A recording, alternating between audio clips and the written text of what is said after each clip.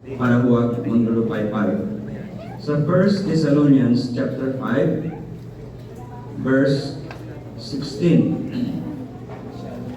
hanggang 17. Verse 16, rejoice evermore, pray without ceasing, in everything give thanks, for this is the will of God in Christ Jesus concerning you. Naisunggalin sa ating kalagitnaan ang isang mensahe na sasabing pray or faint. Okay, nawa ang Diyos ang magdagdag ng kanyang mga pagpapala sa mga talatang ating tinunghayan. Amen. Tayo ay dadako sa Panginoon sa panalangin. Bilhin natin Sister Emma Evera na mag-pray.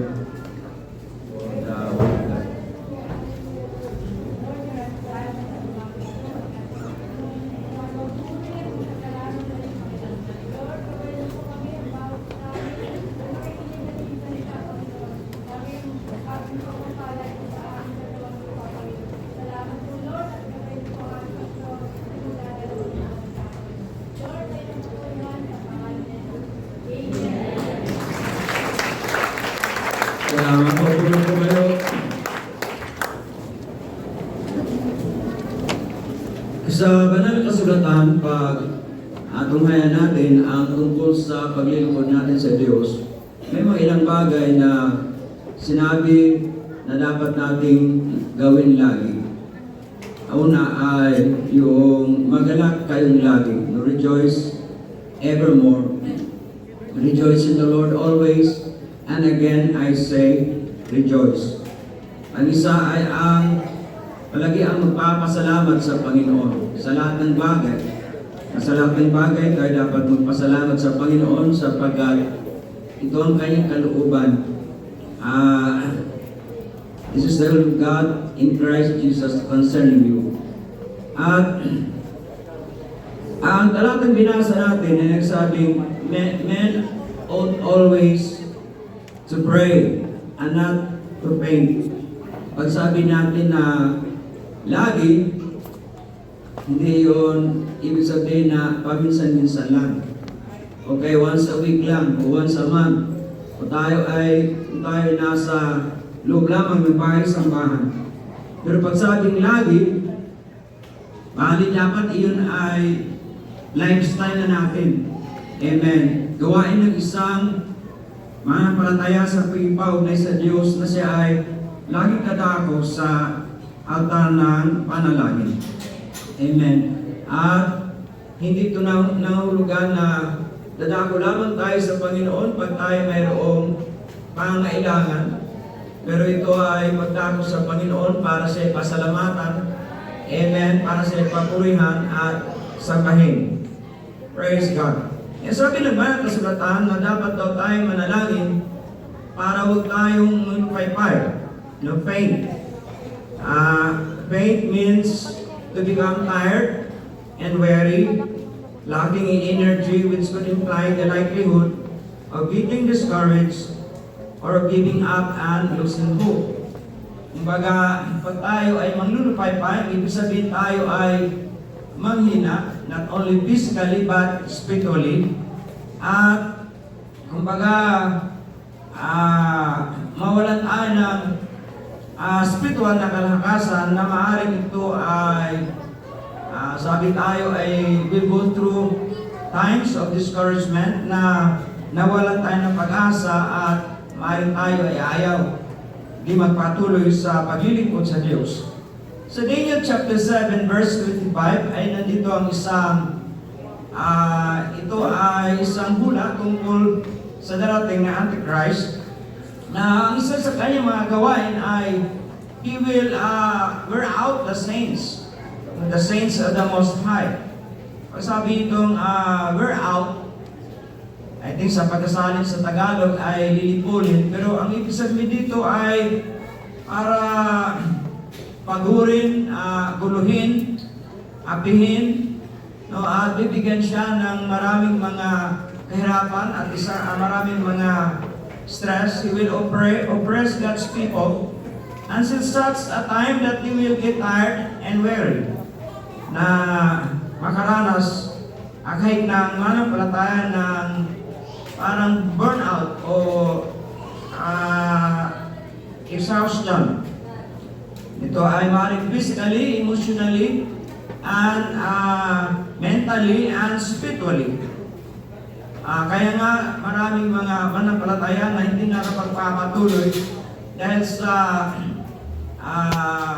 kasamaan, naroon ng pag-aapaw ng kasalanan, na parang bagang ang kasamaan ay magwawagi kaysa kabutihan, kaysa katwiran, na ang isang mananampalataya ay papanghinaan ng loob. The Bible tells us that iniquity shall abound, and the love of many shall wax. Pero sabi ng mga kasulatan, para huwag tayong malupaypay at manghina, ang ating kalakasan ay ang kalakasan na nagbumula sa Panginoon, amen, na ito makamta natin sa pamagitan sa pagdako sa pananalangin. Amen. At si Haring David, sinabi niya na siya ay nanalangin tuwing umaga, nanalangin siya sa tanghali at sa gabi. So at least he prayed 3 times a day. At ang iba ay nasasabing David prayed 7 times a day. Pero ito ay nahulugan, mga kapatid, na dapat we must continue to have dependence on God.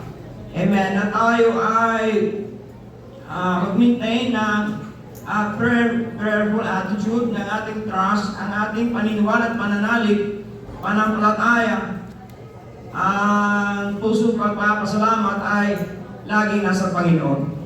Amen. It has been said na ang pangailangan ng church sa ating kapanahunan ay hindi talaga mga mas magandang methods o kaya programa o kaya machineries o organization. Pero ang kailangan ng church ay mga tao. The church's greatest need are men, but not simply men, but men, not even talented and men na gifted. Pero ang kailangan ng church ay mga tao na men of prayer. Amen. Na mga tao na laging nakatuon sa pananalangin. They are mighty men of prayer, kung saan sila ay magamit ng mga sisidlan o vessels na God will work through them. Sapagkat the more we pray, the more na inihanda natin ating mga sarili that God can work in us and for us. Amen. And through us. Praise God. For God to pahayag ang kanyang kapangyarihan sa gitna ng kanyang mga tao. At sa kasaysayan, mga kapatid, ay laging kanilang di can conclude na sa bawat revival o dakilang pagbuhos ng banal na Espiritu ng Panginoon sa mga mananampalataya, this revival will always preceded with men spending fervent prayer in the presence of God. Amen. Prayer always preceded a great revival. Praise God. Pero kung tayo nakaranas ng mga kapaguran, ang sabi ng Panginoon Jesus na sino man sa inyo ang nagpapagal at nabibigyan ng lubaha, lumapit kayo sa akin at kayo ay aking bibigyan ng kapahingahan. Amen. If we are weary and we are heavy laden, if we will come to the Lord Jesus Christ, has promised that He will give us rest. Praise God. Ang panalangin ay hindi lamang paghiling sa Panginoon ng ating mga pangailangan sa araw-araw, but prayer is talking to God. Amen. And it is also a means by which God can talk to us. Amen. Na tayo ay makipag-usap sa Diyos at ang Diyos ay makipag-usap sa atin. Prayer is a two-way communication. It is a two-way conversation between us and God. Amen. And it is through prayer that we can have a deeper connection with God. Praise the Lord. So, prayer is it's not a monologue dapat, but it's a two-way communication. Praise God. Kung paano mahalaga na may hayag natin sa Panginoon ang ating mga kahilingan, then ganoon din kahalaga o mas mahalaga na marinig natin ang tugon ng Diyos. Amen. That we will be able to hear from God. That we will be able to listen to God's replies on our prayer. Ang panalangin ay ang drawing us closer to God. Na sabi nga ni Santiago na draw close, draw near to God and He will draw nigh to you. Amen. At kung tayo ay mamuhay na malapit sa Panginoon in prayer, mga kapatid, ang Diyos ay maging malapit din sa atin. Amen. It is in prayer, when we pray with open hearts, na ang focus natin ay doon sa mga bagay na mas mahalaga. When we pray, nagbibigay tayo ng priority doon sa spiritual na mga bagay kaysa material na mga bagay. It is in prayer that we can set our hearts on the things above and not on the things on the earth. Na ang ating priority at focus ng ating affection, ng ating puso, ay ang mga bagay sa taas, hindi mga bagay dito sa lupa. Amen. And it is in Jesus doon sa Garden of Gethsemane. Nung siya ay nanalangin, sabi niya, Father, it's not my will, but thine be done. Praise God. At ang pagdako natin sa pananalangin ay pagsuko ng ating mga sariling mga inaasam at sarili nating kalooban doon sa plano at anong kalooban ng Panginoon sa ating mga buhay. That we will align our hearts to the hearts of God. That we will align our vision with God's vision.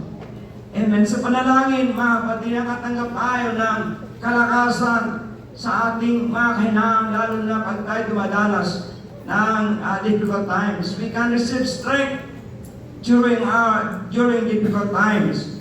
At nakatanggap tayo ng pag-asa when we go through our darkest times. Tayo nakakatanggap ng kaaliwan kung tayo ay when we go through times of distress. Amen. Ang focus natin ay nasa Diyos, sa Kanyang mga pangako, na siya ang ating protection at siya ang ating provision, mga kapatid, rather than focusing on our circumstances or situations. Amen. Sa panalangin, makatanggap tayo ng kapayapaan sa ating mga kagulumihanan at mga kabagabagan. Praise God. Sa panalangin, nakatanggap tayo ng guidance at sa direksyon ng Panginoon sa ating Christian life journey. Praise God. Sa panalangin ay we allow God to work in us and work through us, and that we become more effective in whatever responsibility or ministry na iatang ng Panginoon sa ating mga balikat. And it is through prayer that God will work in our midst greater things. Amen. Pag tayo if we spend more time in prayer, meaning we spend time in the presence of God, the more na yung mga Diyos na kaugalian o the godly character ay ma-develop sa ating mga buhay. That we can we can have more of the love of God, His compassion and mercy, that we become more loving and we become more forgiving. Praise God. Hallelujah. Sa Matthew chapter 26, verse 41, ang sabi ng Panginoon Jesus na magpuyat kayo at manalangin na huwag kayong papasok sa tukso. Watch and pray that you enter not into temptation. The spirit is willing, but the flesh is weak. Ang espiritu ay may nais, tatapot, ang laman ay mahina. Ang sabi sa 1 Peter chapter 5, verse 8, be sober. Ibig sabihin, magkaroon kayo ng pagpipigil. Be vigilant, kayo ay mga kuyat, sapagat ang inyong kaaway o adversary, ang diablo ay katulad sa isang liyong umatungal na gumagala at naghanap ng kanyang masisilak. Ang isa sa mga gawain ng diablo, mga kapatid, is for us to be tempted to sin. Na tayo tuksoin niya upang magkasala. Amen. At ang tukso ng diablo ay, sabi nga, there are triple temptation. Yung pita ng mga mata, pita ng laman, at kayabangan ng buhay. Pero para tayo huwag mahulog sa tukso, ay sabi dapat tayo ay manalangin. Praise God. At ang panalangin natin ay dapat walang patid. Amen. When we pray, we do not depend on our own strength, but we depend on the strength and power of God. Amen. Ating Kristiyanong pamumuhay ay spiritual struggle, ay sabi nga ito, spiritual warfare. Sa Ephesians chapter 6 verse 12, tayo ay hindi nakipagbaka laban sa laman at dugo, kundi sa kapamahalaan, laban sa kapangyarihan, laban sa mga namamahala sa kadiliman ng sanlibutan, at laban sa spiritual na kasamaan sa kataas-taasan. Kahit na tayo lumalakad sa laman, ang ating pakipagbaka ay hindi sa laman. Pero ang ating spiritual struggle, spiritual warfare, sabi nga, we do not war with our hands or with our physical strength. We do not fight in our spiritual battle with our hands, but with prayer. Amen. At ang Diyos mapaibigay sa atin ng, sabi nga, an armor. God has given us a whole armor na gamitin natin sa ating spiritual na pakipagbaka. The weapons of our warfare are not carnal, pero sila ay matibay, mga kapatid, na gibain ang mga matibay na kuta. Sabi dito na they are mighty through God to the pulling down of strongholds. Amen. Ephesians chapter 6, it was verse 11 hanggang 18. Sabi doon ay, we have to put on the whole armor of God that we may be able to stand on the evil day. Naisakbat natin ang buong kagayakan ng Diyos na tayo manatiling nakatayo sa masamang mga araw. Ang pangako ng Panginoon that no weapon formed against thee shall prosper. Amen. Praise God. Naroon ang sabi ni Pablo na dapat isakbat natin ang belt of truth, ang bigkis ng katotohanan, na ito ay panlaban natin sa kasinungalingan at pandaraya ng diablo na siyang ama ng kasinungalingan mula pa nung una. Amen. Dapat naroon sa atin ang pag-ibig ng katotohanan at ay manatili sa salita ng Diyos. Praise God. At isuot natin ang breastplate of righteousness, ang baluti ng katwiran. Praise God. At tayo umiibig sa kabanalan at sa katwiran, mga kapatid. Ito ang magbibigay sa atin ng proteksyon ng ating mga puso mula sa masamang mga hangarin o sinful desires. Amen. At ito ang magbibigay sa atin ng pagkapuot sa masama. Kaya dapat naroon lagi yung obedience natin, pagkalima sa salita ng Diyos. Praise God. At isuot natin ang yung panyapak ng Ebanghelyo ng kapayapaan, our shoes, put on the shoes of the gospel of peace. Amen. Praise God. We have peace with God. Ang ibig sabihin na tayo ay nakipagkasundo na sa Panginoon na nung tayo ay nakapag-alitan sa Diyos. Once we were enemies of God, but now we have been justified by faith and we have peace with God. Praise the Lord. Hallelujah. Therefore, being justified by faith, meaning our sins have been forgiven, we have peace with God through our Lord Jesus Christ. Na tayo ay minsang malayo sa Panginoon, na dapat kanyang pinaglapit tungo sa kanyang sarili sa pamagitan ng kamatayan ng Panginoon Jesus doon sa krus. That where we were once aliens from the commonwealth of Israel, praise God, but we have been reconciled unto Himself. Then, sa panalangin ay maramdaman natin ang presensya ng Panginoon na maghatid sa atin ng kapayapaan. Amen. Na isa sa strategy ng Diablo at tayo ay bigyan niya ng kagulumihan at kabagabagan na we will not become or we will become ineffective in our service to God. Pero ang kapayapaan ng Diyos o the peace of God is one attribute of God's very person and character. Ang sabi ng Panginoon, iwanan ko kayo ng kapayapaan, bibigyan ko kayo ng kapayapaan.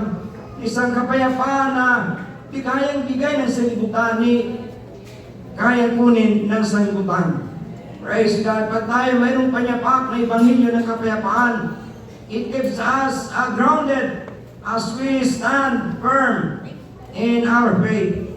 The devil would like to shake us with fear and worry. Praise God. Pero sabi sa Ephesians chapter 4 verse 6 and 7, na huwag tayong maglumihanan sa anumang bagay. Praise God. Hindi ipanalangin natin na mayroong pagpapasalamat at hinaing ipaalam natin sa Diyos ang ating mga kahilingan. And the peace of God that passeth all understanding shall keep our hearts and mind in Jesus Christ. Praise God. Hallelujah. Sabi ni Moses sa Panginoon, Panginoon, kung ang presensya din namin kasama, huwag mo na kaming dalhin pa doon sa lupang pangako na iyong pinangako sa iyong mga anak. Amen. Pero sabi ng Panginoon, my presence shall go with thee and it will give you peace. Praise God. Hallelujah. Praise God. Then naroon yung shield of faith, yung kalasag ng panampalataya na it's covered by Roman soldiers. Yung kanilang shield ay covered with skins of large animals. Katulad ng mga dart, suligi, na isaw-saw nila sa isang liquid na pag pakawala nila ito ay nagliliyab na sa maging fiery darts. Kaya ang panglaban sa fiery darts ay yung shield of faith. Nakadalasan ay they will soak it and dip it into deep in water so that when darts hit them, the wet skin of animals would extinguish the fiery darts. Na minsan ang diablo, mga kapatid, ay magbibigay sa atin ng dart ng unbelief, ng di pagtitiwala, o kaya ng doubt o pag-alinlangan, o ano pa mang panghina sa ating Kristiyanong pamumuhay. Praise God. Pero ang ating kanasag ay ang panampalataya. Praise God. Hallelujah. Panampalataya sa kapangyarihan ng Diyos. Panampalataya sa katapatan ng Diyos sa kanyang mga pangako. Amen. Panampalataya sa kabutihan at katapatan ng Panginoon. Amen. Praise God. Our shield of faith are regularly dipped on the water of God's Word. So the devil's fiery darts. Praise God. Kaya naroon lagi ang pagtunghay natin salita ng Panginoon sa lalo pang paglago ng ating panampalataya, sapagkat faith cometh by hearing, and hearing by the Word of God. Praise God. And we'll have to put on the helmet of salvation, turbante ng kaligtasan. Praise God. That speaks of laman ng ating mga kaisipan. Amen. Na ang ating mga paggulay-gulay at pag-iisip, the dominant thoughts that must occupy our mind is the salvation of God which He hath provided. Praise the Lord. Ang ating may kaisipan ay puno ng pagpapasalamat sa Panginoon. Kung gaano niya tayo tinubos mula sa ating mga kasalanan. Kung saan niya tayo hinango, mga kapatid, mula sa lusok ng ating karumihan at nilagay tayo sa kaharian ng kaya anak ng ating Panginoon Jesus, na tayo ay kanyang pinawalang sala at pinaging banal, that we have been sanctified and justified and sanctified. Right, praise the Lord, na tayo ay kanyang pinatawad at hinugasan na at pinawalang sala at pinaging banal sa pamamagitan ng pangalan ng Panginoon Jesus at ng Espiritu ng Diyos. Praise God. We have to fill our minds with gratitude for the hope of eternal life. Amen. At tayo pinagkanuban ng Diyos ng pinakamagandang handog na ito ay handog ng buhay na walang hanggan sa pamamagitan ni Kristo Jesus. Amen. Praise God. And our minds are filled with gratitude for all the things that God has done for us. First and foremost, ang kanyang biyayang kaligtasan. This will protect us from discouragement or despair. Amen. As we look forward, mga kapatid, doon sa ating mapalad na pag-asa, na sa muling pagpapahayag at pagpapakita ng ating dakilang Diyos, amen, tayo ay makatanggap ng walang hanggang mana. Sabi natin, inheritance that fades not away. Praise the Lord at hallelujah. Kaya nga, ang sabi ng mga kasulatan na ang Panginoon ang siya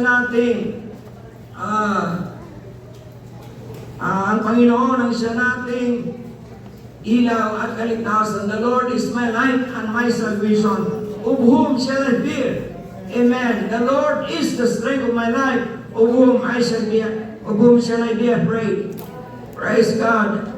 And then sabi ni Pablo na kunin natin ang espada ng Espiritu, which is the Word of God. The sword of the Spirit, the Word of God. Praise God. The Word of God is quick and powerful and sharper than any two-edged sword. Maalala natin ang ating Panginoon Jesus nung siya ay tinukso ng diablo doon sa ilang after 40 days na siya ay nag-ayuno. Amen. Sa bawat tukso ng diablo, ang panglaban ng Panginoon Jesus ay ang salita ng Diyos. Ibig sabihin ito na it is written.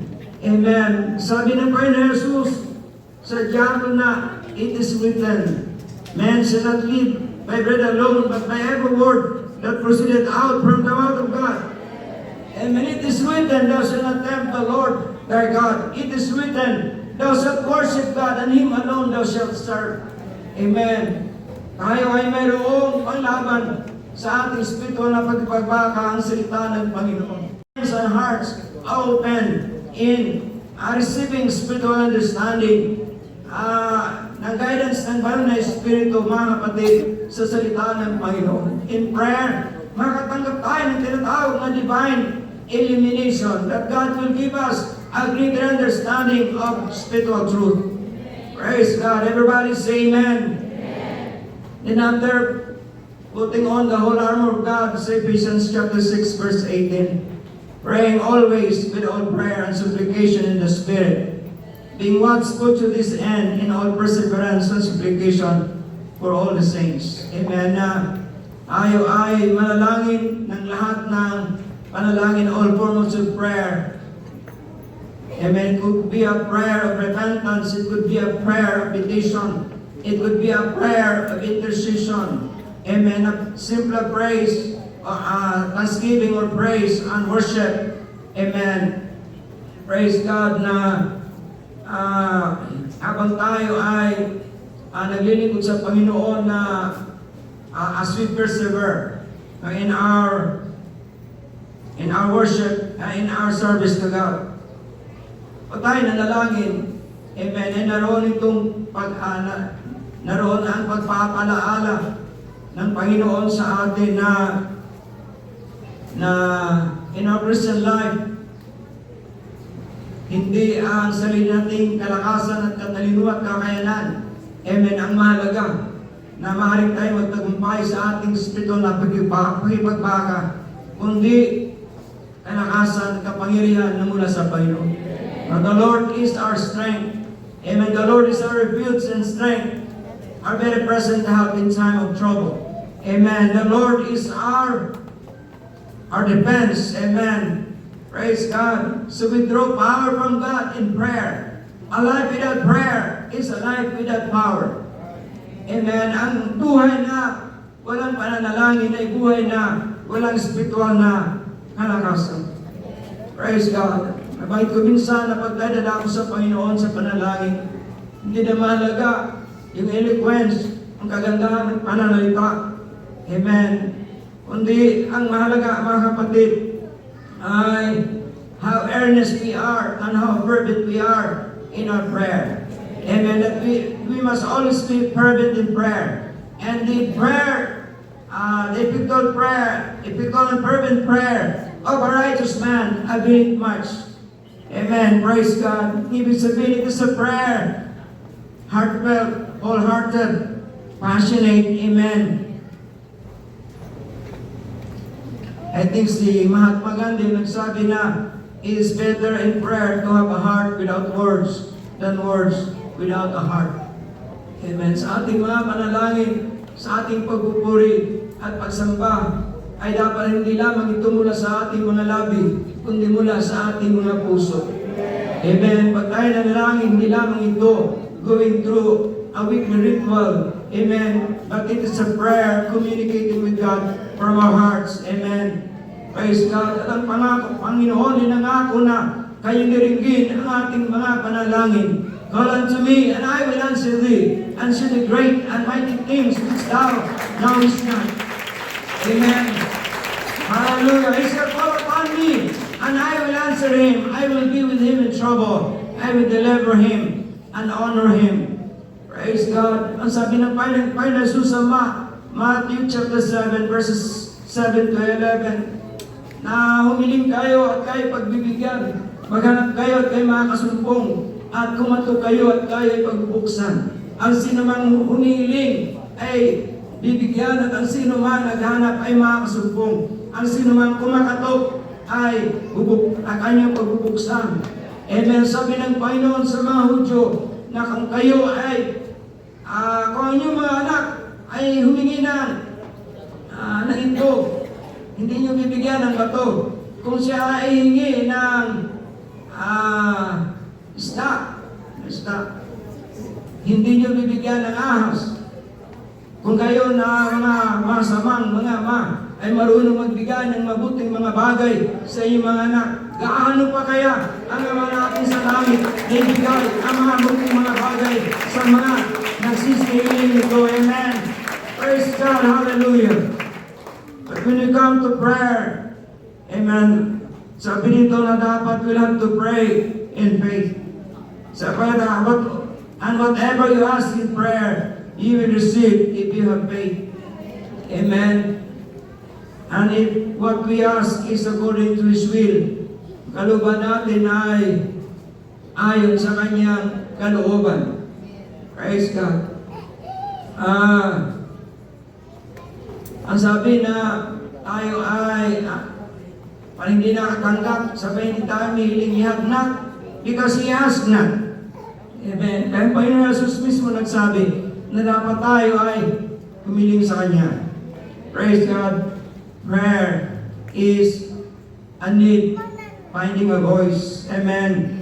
Praise God. At tayo ay hiling sa Panginoon ayon sa Kanyang pangalan. Amen. We have to ask in His name. Whatsoever He shall ask in my name, that will I do. Praise God. Yung iba ay tumatawag sa Panginoon ay tatawag sila ng Jesus, Maria, Jose. Kasama pa si Maria, kasama pa si Joseph. Amen po sa atin. Tawagin lamang natin ang pangalan ng Panginoon Kristo.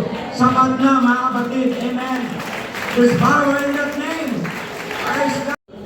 Sabi dito na we can cast out demons or devils in that name. We can lay hands on the sick in that name and they shall recover. Praise God. Hallelujah. Kaya pag tayo ay dalako sa panalangin na may pananampalataya, humiling sa pamagitan ng kanyang pangalan. Praise God. Ito ay kanyang kataguin. Praise God. But sometimes, When God answers our prayer, it is not immediate. Hindi ka agad-agad. Praise God, hallelujah, because God works according to His divine timetable. Amen.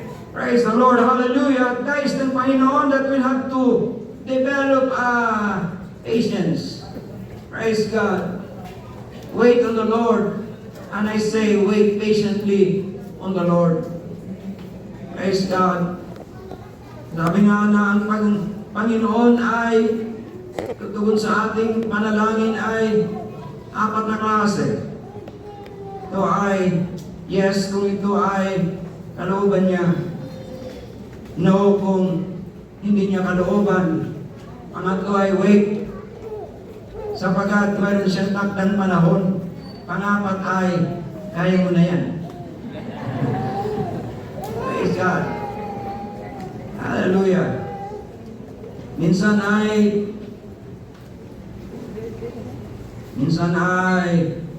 masakitan dyan, nanalangin ka para di man gumaling.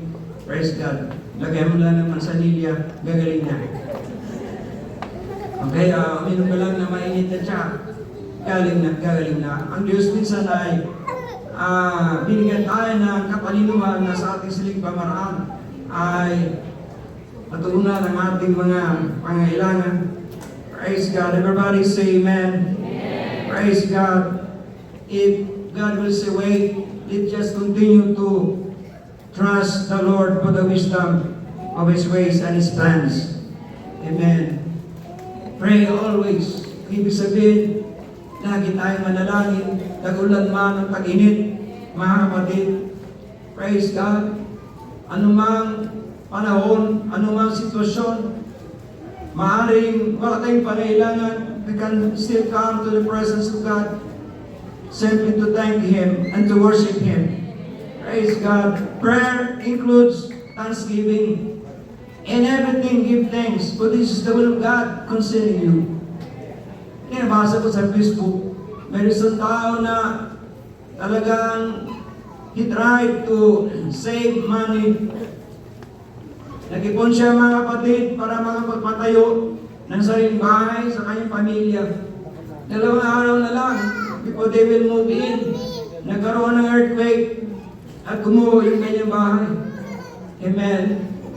Nung siya ay dumating doon sa kanyang bahay, naroon yung mga kapitbahay. Pero siya ay parang hindi man nalungkot. Namigay pa nga ng pagkain, namigay ng candy. Sabi niya, bakit parang natutuwa ka ba na yung bahay mo gumuho? Sabi niya, salamat sa Panginoon na hindi pa kami nakapag-move in. Sapagat kung kami nakalipat na, maybe after 2 days at nagkaroon ng earthquake, tatabunan kami ng pagguho ng bahay. Amen. Ang Diyos ay mayroong magandang plano. Praise God. Minsan, we do not understand the ways of God, the plans of God. Ang kailangan lamang natin ay pagtitiwala. Amen. Na tayo ay ingatan ng Panginoon. Praise God. Hallelujah. Kung ano man ang guho, ay ang Panginoon na bibigyan tayo ng kanyang kapamaraan na ito ay tayo nating muli. Praise God. Panatilihin lamang natin ang pagpapasalamat sa Diyos. Amen. Because this is the will of God in Christ Jesus concerning you. Praise God. When we thank the Lord, we acknowledge that He is the source of all blessings. Amen. Ang lahat ng pagpapala na ating kinatamasa, material man, pang-araw-araw na He provided our daily bread. Praise God. Ang Panginoon, sa Panginoon nagmula. God is the source of all good gifts and all perfect gifts. Comes from the Father of light, in whom there is no variableness nor shadow of turning. Amen. Praise God. When we thank God and praise God, it is a joyful declaration what God has done for us. Amen. Oh, praise that man, we praise the Lord because God has done great and mighty things. Praise God. Praise is always intertwined with thanksgiving. Praise God. Enter into His gates with thanksgiving and enter into His courts with praise. Praise God. When we praise the Lord and thank the Lord, praise the Lord. Hallelujah. ang focus natin ay hindi sa ating mga sarili, kundi sa Diyos. Sa kanyang kabutihan, sa lahat na kanyang ginawa sa atin. Pag tayo ay mayroong grateful heart, amen, if we fill our minds and our heart with thanksgiving, that will lead us to contentment and peace. Praise God. Ang praise at saka worship are being used sometimes interchangeably, but specifically, praise is the outward expression or devotion. Maaaring kalakip din sa praise ay ang awitan, sigaw, pagpalakpak ng kamay, pagsayaw, pagtalon, o even prayer. And praise is to applaud God for what He has done. But worship is a posture of our heart. That means the position and condition of the heart. And worship is more on love and adoration, pagbibigay, luwalhati, giving honor and praise to God. For what? Not only because of what He has done, but because of who He is. Sinasamba natin siya sapagkat kinikilala natin na siya ang Diyos, mga kapatid, makapangyarihan sa lahat. Siya lamang ang Diyos at wala ng iba. Sinasamba natin ang Diyos sapagkat siya ang ating dakilang manilikha. Amen. Sinasamba natin ang Diyos sapagkat siya rin sa pamagitan ng kanyang salita ay nagkatawang tao para tayo ay kanyang tubusin. Tayo ay sumasamba sapagkat kinikilala natin na siyang hari na mahari at Panginoon ng Panginoon. Amen. At siya ang kapangyarihan ng Diyos, is the omnipotent God. Siya ang Diyos na sa lahat ng dako, the knows and the present. Siya ang Diyos na kalang sa lahat ng bagay. He is the omniscient God. Amen. Praise God. What we do outwardly, if the heart is not in it, if our hearts are not right with God, it cannot be considered true worship. Amen. Ang pagtalon, ang pasigaw, ang pagtaas ng kamay, maaaring ito ay katulad lamang sa isang exercise. We are just going through physical calisthenics if our heart is not in it. Amen. But our praise, mga kapatid, ay hindi lamang mula sa labi. It's not just going through the motion, but it is coming down deep from our hearts because we love God and we like to adore Him. Amen. Praise God. Sa siya ang Diyos na makapangyarihan sa lahat. Then that can be true worship, and that includes prayer. Amen. Not thanksgiving, praise, and worship. We participate with all physical motion like bowing our heads.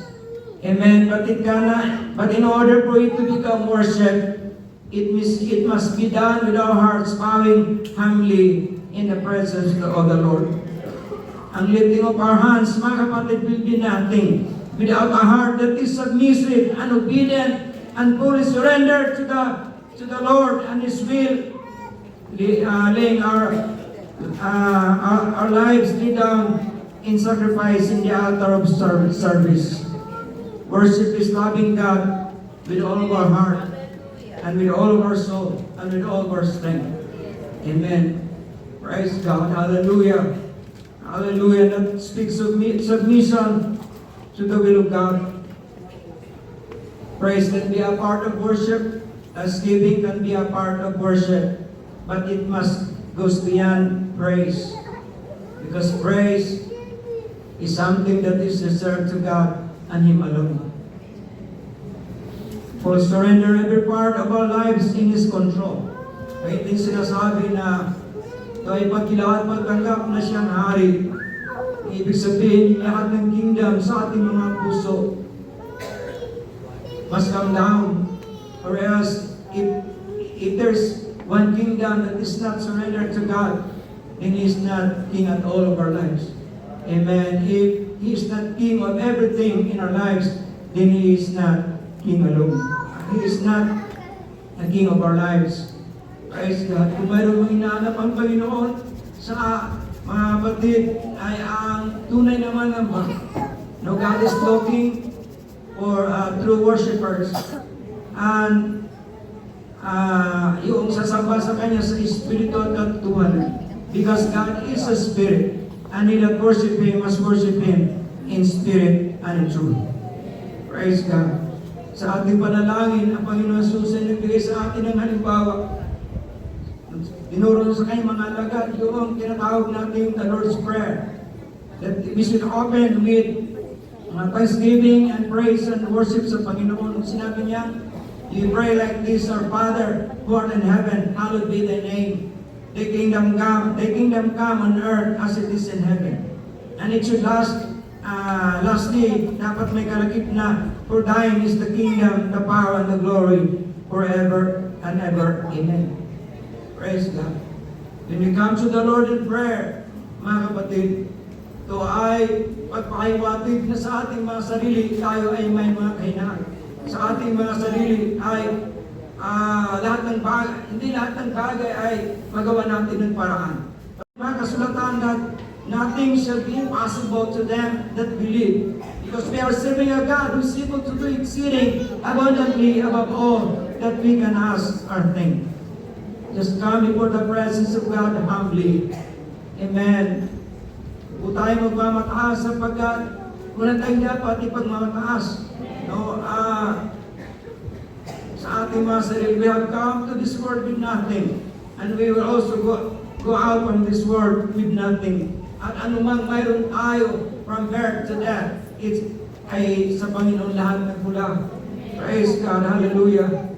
Being in the presence of God, mga kapatid, as we pray, praise, and worship, is one of our life's greatest blessings. Even isa sa nakilang pagpapala natanggap natin maranasan ay kung tayo ay dadako sa ating panalangin, pagpupulit, pagsamba, ay naroon ang presensya ng Diyos. Praise God. And that when we worship God in the true essence of the Word, mga kapatid, we can experience His gracious visitation. Amen. Maramdaman natin ang pagkilos ng Panginoon sa ating kalagitnaan. Praise God. At maramdaman natin kagalakan sa pahinagmula. Because in the presence of God is fullness of joy, and in His right hand are pleasures forevermore. Amen. Na kung Panginoon ay darating sa ating buhay, ay kanyang pagharian. Amen. And the kingdom of God is not meat and drink, but peace and righteousness and joy in the Holy Ghost. Amen. Dapat lagi tayong maghangat, may pagkauhat tayo sa presensya ng Diyos. At tayo ay laging dumanako sa panalangin, laging dumanako sa pagpupuwit, pagsamba. Sabi ni Haring David na as the heart panted after the water brooks, so that my soul thirsted after thee, O God. Praise the Lord. Hallelujah. Praise God. Nawa tayo tulungan ng Panginoon ang kaibanan na Espiritu ay sa atin. Sabi ni Pablo na we really don't know how to pray as we ought. Amen. Pero naroon ang banal na Espiritu na tumutulong sa atin. Sometimes when we come to pray, praise God, it is with groanings that cannot be uttered. Amen. Na minsan ay hindi na natin mabanggit ng ating mga labi ang kabigatan natin sa ating mga puso na we come before Him simply with groanings. Amen. Praise God. Na minsan pagluha na lang. But God understands our groanings. God understands our tears. Kahit na yung ating mga di natin mabanggit sa ating mga labi na pangailangan natin ng ating mga puso ay naunawaan ng Diyos. Praise God. He knows us. He knows our needs. Praise the Lord. Hallelujah. Pero sabi ng Panginoon, we have to pray or else we will fail. Ang kalakasan natin ay mula sa Panginoon. Amen. At we can have the strength of God when we come to Him in prayer. Pray. Men ought always to pray and not to faint. Praise God. Watch and pray that ye enter not into temptation. Praise the Lord. Everybody say amen. Hindi ko na tayo lahat po ay tumayo, mga kapatid. Praise God. Hallelujah.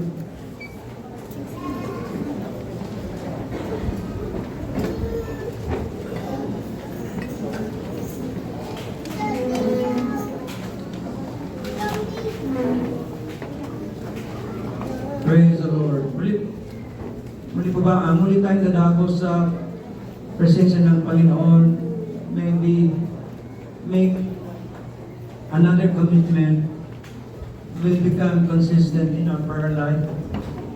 Amen. Minsan nakiligtanan natin, mga kapatid, ang ating pag-ipaugay sa Panginoon, sa pananalangin, kaya tayo nakikita spiritually.